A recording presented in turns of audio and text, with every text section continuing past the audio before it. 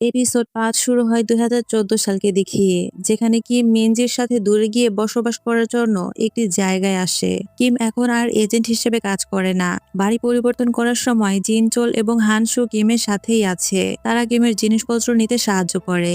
মিনজি একা বসে থাকার সময় আশেপাশের প্রতিবেশী শিশুরা তার সাথে কথা বলতে আসে। বাচ্চারা বলে তারা এখন খেলতে যাবে, তুমি কি আমাদের সাথে যেতে চাও? এরপর দেখা যায় মিনজি ওখানে নেই। মিনজিকে ওখানে না দেখতে পেয়ে জিনচোল, হানসু এবং কিম তিনজনেই তাকে খুঁজতে বের হয়। মিনজি অন্য সব বাচ্চাদের সাথে লুকোচুরি খেলছিল। সবাই যার যার মতো লুকিয়ে পড়ার সময় মিনজি মাঠের পাশের একটা বাড়ি দেখতে পায়। সে সেখানেই লুকিয়ে পড়ে। এদিকে তারা মিনজিকে খুঁজতে খুঁজতে আবার বাড়িতে চলে আসে। মিনজি যে বাড়িতে লুকিয়েছিল ওই বাড়ির মালিক বাহিরে যাওয়ার সময় দরজায় লক করে চলে যায়। মিনজি যখন বুঝতে পারে সে দরজা খুলতে যায়, দরজা খুলতে না পেরে সে একটা উঁচু চেয়ার নিয়ে জানালায় এসে চিৎকার করে সাহায্য চাইতে থাকে। বাহিরে থাকা একটা মেয়ে মিনজির চিৎকার শুনতে পায়। এদিকে কিম মিনজির চিন্তায় পুলিশকে ফোন করতে গেলে দেখা যায় মিনজি পেছন থেকে বাবা বলে তার দিকে দৌড়ে আসছে। মিনজি তার সাথে কি হয়েছে এই সব কিছু বাবাকে বলে।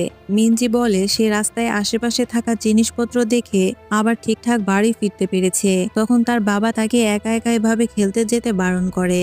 কিম ওই মেয়েটিকেও থ্যাঙ্কস দেয়। দৃশ্য বর্তমানে আসলে দেখায় সাংম্যান দেখে ফেলে মিনজি বেঁচে আছে।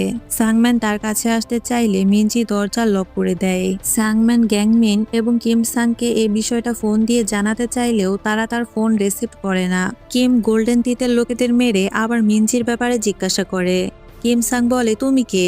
তুমি কি গ্যাংচ্যানের লোক? কিছুক্ষণ আগে কোল্ড স্টোরেজ গুদামে তার লাশ রাখা হয়েছে। সে আরো বলে, দেখো মিনজি শুরু থেকেই মারা গিয়েছে, আমরা শুধু তার লাশ সরিয়েছি। হেরির কথা মতো আমরা এসব কিছু করেছি। এসব বলার পর সে কিমকে অ্যাটাক করতে এলে উল্টো সে নিজেই কারেন্ট শক খেয়ে মারা যায়। এদিকে গ্যাংমিন পালিয়ে যাওয়ার চেষ্টা করে। গাড়ি নিয়ে এসএমটি এজেন্ট মিস্টার লি ও জোংসাং কথা বলতে বলতে সামনের দিকে আসছিলেন।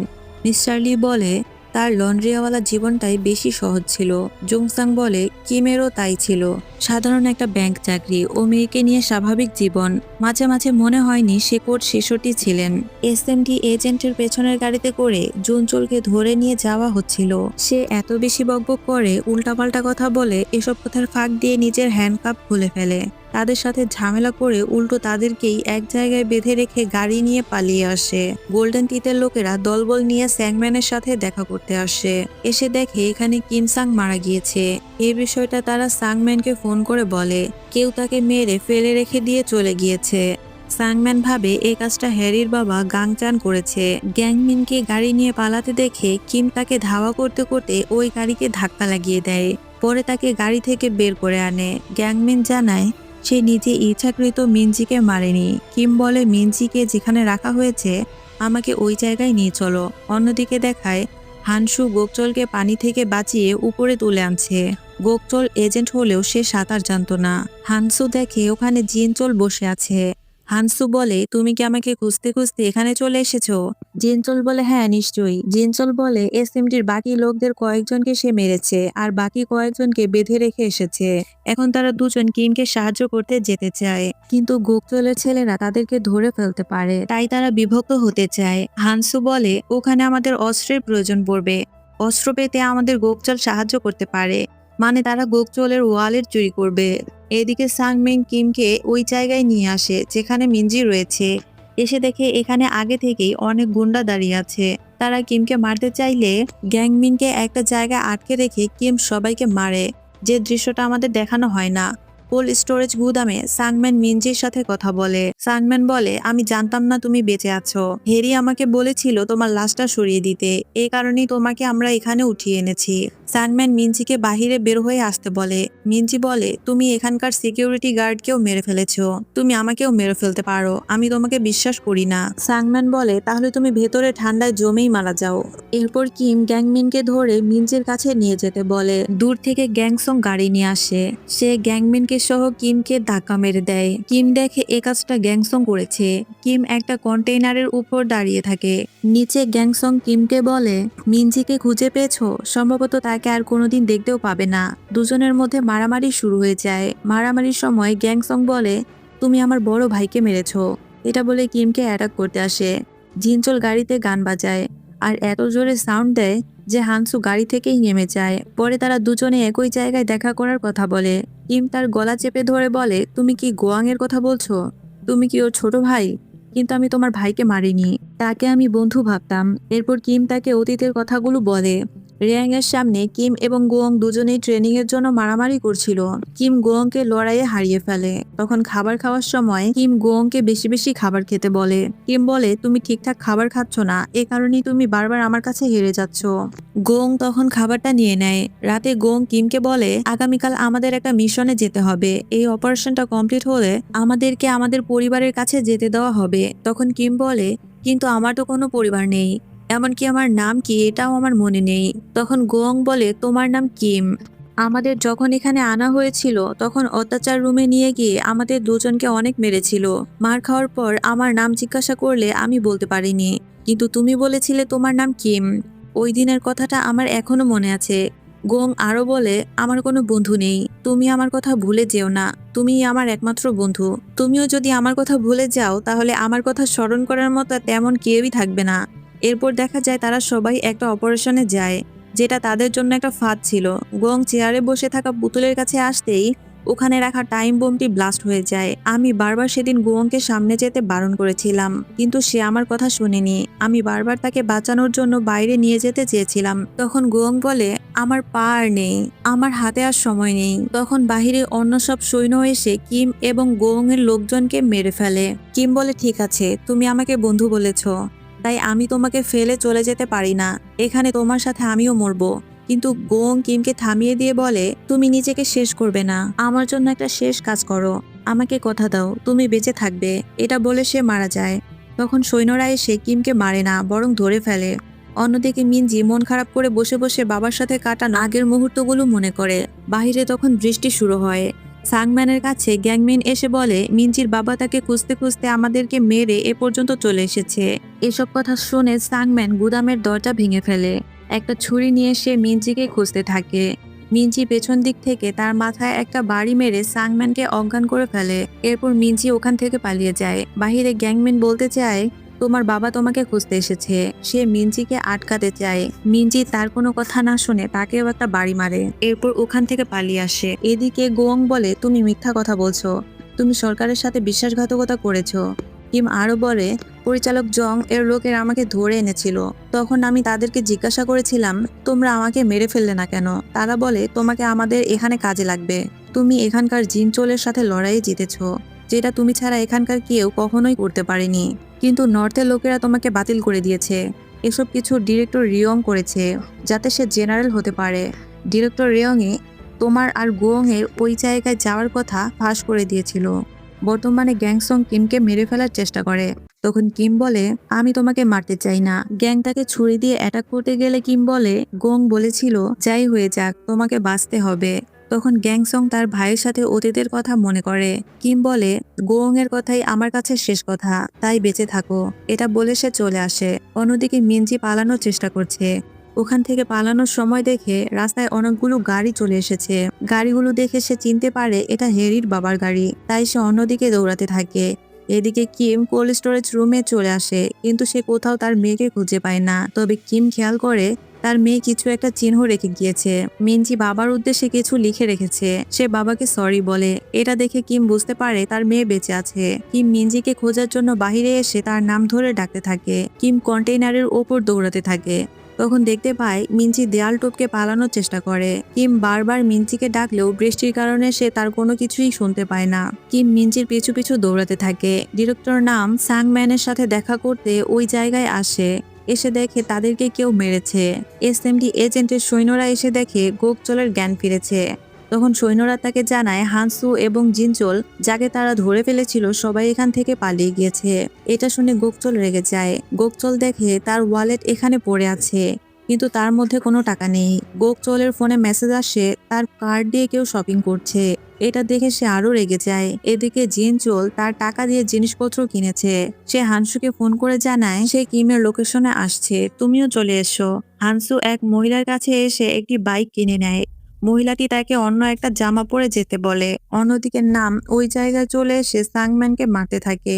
সে মিনজির লাশ দেখতে চায়, কিন্তু সাংম্যান জানায় মেয়েটি মরেনি, সে বেঁচে আছে। আর এখান থেকে সে পালিয়ে গিয়েছে। এরপর ডিরেক্টর নাম সাংম্যানকে মারে আর লোকেদের বলে তার উপর নজর রাখতে। ডিরেক্টর নাম মিনজিকে খুঁজতে বের হয়, কিন্তু সাংম্যান লোকটির সাথে ঝামেলা করে লোকটিকে ছুরি দিয়ে মেরে ওখান থেকে পালিয়ে যায়। মিনজি রাস্তায় লিফট চাইতে থাকে। কিমও খুঁজতে খুঁজতে ওই জায়গায় চলে আসে, কিন্তু সে মিনজিকে খুঁজে পায় না। পরে সে জোংসানকে ফোন করে বলে সে মিনজিকে এই জায়গায় দেখেছে, দয়া করে তুমি ওর লোকেশন খুঁজে পাওয়ার চেষ্টা করো, তুমি এখন আমার শেষ ভরসা। আমি কথা দিচ্ছি ওকে খুঁজে পাওয়ার পর আমি সারেন্ডার করব। এসব বলে ফোন রেখে দেয়। এ কথাগুলো জোংসান গোকচলকে বলে দেয়। গোকচল বলে আমাদের কি ওকে বিশ্বাস করা ঠিক হবে? তখন ওরা সবাই বলে এমনিতে কি মনে একটা ভালো মনের মানুষ, হয়তো সে তার কথা রাখবে। পরে গোকচল বলে ঠিক আছে, তাহলে আমরা তার মেয়েকেই টার্গেট করব। নিশ্চয়ই আমরা তার মেয়েকে খুঁজে পেলে সে আমাদের কাছে ধরা দেবে। এরপর মিনজির লোকেশন তারা খুঁজতে থাকে। মিনজির ডাক শুনে হঠাৎ একটা গাড়ি থামে। সে ওই গাড়িতেই উঠে বসে। এরপর দেখা যায় মিনজি গ্যাংচানের গাড়িতে বসে আছে। তারা মিনজিকে অজ্ঞান করে ফেলেছে। আমরা জেজু আইল্যান্ডের একটি হোটেলে কিমকে দেখি, যে একটি অপারেশনে সেখানে এসেছিল। সে মনে করার চেষ্টা করছিল ডিরেক্টর জং তাকে কি বলতে চেয়েছিল। জং জানিয়েছিল যে 3 দিন পর আমেরিকার প্রেসিডেন্টের মেয়ে সেখানে আসছে এবং 1 সপ্তাহ সেখানে থাকবে। তাদের কাছে তথ্য ছিল যে আল কায়দার সাথে যুক্ত একটি গ্রুপ তাকে অপহরণ করতে পারে। সে সরকারি নিরাপত্তা নিয়ে অস্বীকার জানায়। তারা তাকে আনুষ্ঠানিক নিরাপত্তা দেওয়ার সিদ্ধান্ত নেয়। কিম হোটেলে চেক ইন করতে গেলে জানতে পারে তার পাশের রুমের 2 রুমে আগে থেকেই লোক আছে। একটি রুমে ছিল জিনচোল, যে উচ্চস্বরে গান শুনছিল, আর অন্য রুমে ছিল হানসু, তার মার্শাল আর্টস প্র্যাকটিস করছিল। পরে কিম একটি রেস্টুরেন্টে খেতে গেলে সেখানে জিনচোলও আসে। পরে আবার হানসুও আসে। তারা একে অপরের পোশাক নিয়ে বিদ্রুপ করে। হানসু ও জিনচোল ঝগড়া করতে শুরু করে। তখন কিম তাদের সতর্ক করে বলে অপারেশনের সময় তারা যেন কোনো সমস্যা না করে। হানসু নিজের ক্ষমতা দেখাতে পায়ের এক লাথিতে একটি টেবিল ভেঙে ফেলে। জিনচোল বলে তোমার সামাজিক দক্ষতা নিয়ে কাজ করতে হবে। হানসু বলে তুমি কাকে এত কথা বলছো, দীর্ঘ চুলযুক্ত মহিলা ভূতের মতো দেখাচ্ছে। এসব বলে তারা ঝগড়া করে এবং জিনচোলকে বাইরে লড়াই করার চ্যালেঞ্জ জানায়। বাইরে বের হয়ে দুজন মারামারি করতে শুরু করে। কিম তাদের ঝগড়ায় কান্না দিয়ে নিজের খাবার খেতে থাকে। বর্তমানে এসে দেখায় যেখানে মিনজি বৃষ্টিতে ভেজা অবস্থায় রাস্তায় দাঁড়িয়ে লিফট চাইছিল। গ্যাংচান গাড়ি থামিয়ে তাকে তুলে নেয়। এদিকে এসএমডি এজেন্ট জানতে পারে মিনজি গ্যাংচানের বাড়িতে আছে। এই কথাটি মেসেজ করে জুংসাং গোপনে কিমকে জানিয়ে দেয়। কিমের মনে পড়ে সে যখন গোল্ডেন টিথের লোককে মারছিল তখন সে বলছিল গ্যাংচানের নাম, যিনি ছিলেন হ্যারির বাবা। ওই জায়গায় হানসু বাইক নিয়ে চলে আসে। সে হানসুকে নিয়ে রওনা হয়। কিম ও হানসু একটি স্কুটার নিয়ে গ্যাংচানের বাড়ির দিকে রওনা হয়। গাড়ি নিয়ে গ্যাংচান মিনজিকে নিজের বাসায় নিয়ে আসে। মিনজি তখনও বুঝতে পারে না এটা গ্যাংচানের গাড়ি, কারণ সরাসরি গ্যাংচান নয়, তার লোক মিনজিকে তুলে আনে। মিনজি গাড়িতে একটা ফোন পেয়ে নিজের বাবাকে ফোন করতে গেলে তার একজন লোক মিনজির ফোন কেড়ে নেয়। বাড়িতে এনে মিনজিকে ফ্রেশ হতে দেওয়া হয়। এরপর গ্যাংচান মিনজির সাথে কথা বলে। মিনজি হ্যারির সাথে ঝগড়া করার জন্য তার কাছে মাফ চায়। মিনজি গ্যাংচানের বাবার কাছে ফোন ধার চায়, কারণ সে তার বাবাকে ফোন করতে চায়, কিন্তু গ্যাংচান তাকে ফোন করতে দেয় না। সে সরাসরি তাকে না বলে দেয় এবং গ্যাংচান তাকে ভয় দেখায় এবং বলে যে তার মেয়ে চায় মিনজি মারা যাক। এটা শুনে সে পালিয়ে যাওয়ার চেষ্টা করে, কিন্তু গ্যাংচানের লোকজন তাকে ধরে ফেলে। গ্যাংচান মিনজিকে ধরে একটি ইনজেকশন দিয়ে মেরে ফেলতে চায়। ঠিক তখন বাহিরে কলিং বেল বাজে। দেখা যায় এসএমডিআর লোকজন ওই জায়গায় চলে আসে এবং গেট ভেঙে তারা বাড়ির ভেতর ঢুকে পড়ে। সঙ্গে সঙ্গে মিনজিকে অন্য জায়গায় লুকিয়ে ফেলা হয়। গ্যাংচান তখন উপমন্ত্রী দো হিয়নকে ফোন করে সাহায্য চায়। এরপর গুকচোল ও গ্যাংচান একে অপরের মুখোমুখি দাঁড়িয়ে পড়ে। গুকচোল মিনজিকে তাদের হাতে তুলে দিতে বলে। বাইরে গ্যাংচানের লোকজন তাদের সাথে লড়াই করছিল। এটা কিম ও হানসু দূর থেকে দেখে ফেলে। উপমন্ত্রী দো হিয়ন গোকচোলকে ফোন করে সেখান থেকে চলে যাওয়ার নির্দেশ দেয়। উপায় না পেয়ে গোকচোল বাধ্য হয়ে তার টিম নিয়ে ওখান থেকে বেরিয়ে যায়। তবে এরই মধ্যে মিস্টার লিম ও জুংসাং গোপনে বাড়ির ভেতর ঢুকে পড়ে এবং তারা মিনজিকে খুঁজে পায়। পাহারা দেওয়া গুন্ডাগুলোকে তারা দুইজন পিটিয়ে বেসমেন্ট থেকে মিনজিকে উদ্ধার করে আনে। গোপনে গোকচোল সবকিছুর নজরদারি রাখে। পরে মিনজিকে ওরা গোকচোলের হাতে তুলে দেয়। গোকচোল মিনজিকে নিজের জিম্মায় নিয়ে হেডকোয়ার্টারের দিকে রওনা দেয়।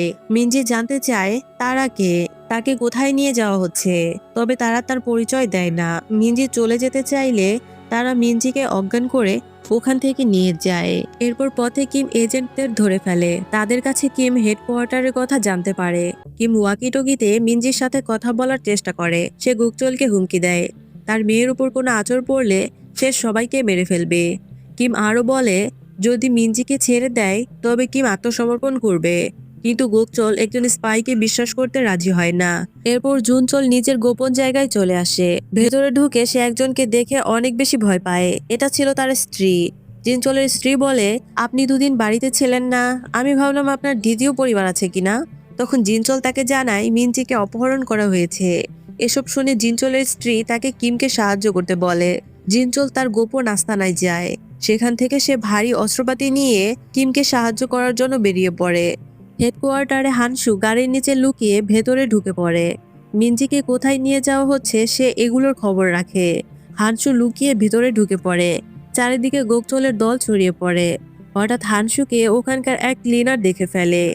এবার সে ধরা পড়ার ভয়ে তাকে বলে, আপনি এখনো এখানে কাজ করেন, আপনার কি আমার কথা মনে আছে? এগুলো বলে তাকে ম্যানেজ করার চেষ্টা করে। পরে ওয়াশরুমে তাকে বেঁধে মুখে টেপ লাগিয়ে ওখান থেকে চলে আসে। হানসু লুকিয়ে সাপ্লাই বন্ধ করার পরিকল্পনা করে। সে ওখানকার একটা গার্ডকে মেরে তার চাবি নিয়ে নেয়। এরপর লুকিয়ে পাওয়ার সাপ্লাই বন্ধ করার জন্য সে মেইন সার্ভারের উপর একটি পানির বোতল এমনভাবে রাখে যাতে ধীরে ধীরে পানি পড়ে শর্ট সার্কিট হয়। গুকচল মিনজির জ্ঞান ফিরলে জিজ্ঞাসাবাদ করে এবং তাকে জানায় যে তার বাবা আসলে একজন গুপ্তচর। তার বাবা তাকে খুঁজতে কি করেছে এসব কিছু সে তার মেয়েকে জানায়। সে মিনজিকে জিজ্ঞাসা করে গ্যাংচানের মেয়ের সাথে কি হয়েছিল। তখন সে সবকিছুই খুলে বলে। উপমন্ত্রী দোহিয়ন গুকচলের সাথে দেখা করতে আসে। তিনি সেখানে এসে গোকচলকে হুমকি দেয় এবং মিনজিকে নিয়ে যেতে চাইলে গোকচল তাকে অন্য রুমে সরিয়ে দেয়। হানসু ভেন্টিলেশন পাইপ দিয়ে মিনজির কাছে পৌঁছায়।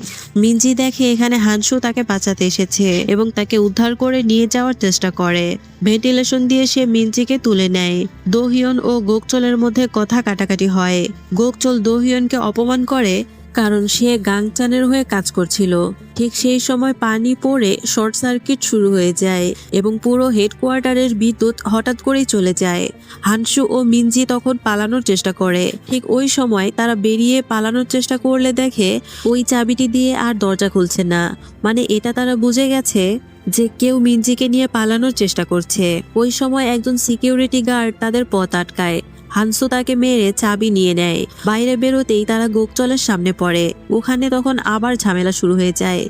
ঠিক ওই মুহূর্তে জিনচল একটি বাজুকা দিয়ে দেয়াল উড়িয়ে দিয়ে ওইখানে ভেতরে প্রবেশ করে। জিনচল তার মেশিন গান দিয়ে অনবরত গুলি চালাতে থাকে। সে চেষ্টা করছিল এইভাবে সৈন্যদেরকে ব্যস্ত রাখতে। তারা গাড়িতে করে পালানোর চেষ্টা করলে সৈন্যরা তাদেরকে চারিদিক দিয়ে ঘিরে ফেলে।